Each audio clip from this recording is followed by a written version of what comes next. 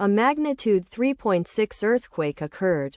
Kepulauan Talaud, Indonesia. 232 kilometers WNW of Tobelo, Indonesia, or 252 kilometers NE of Manado, Indonesia. On Thursday, the 24th of July 2025, at 15 hours 28 minutes and 40 seconds local time, the quake had a depth of 15 kilometers and was not felt, or at least not reported so.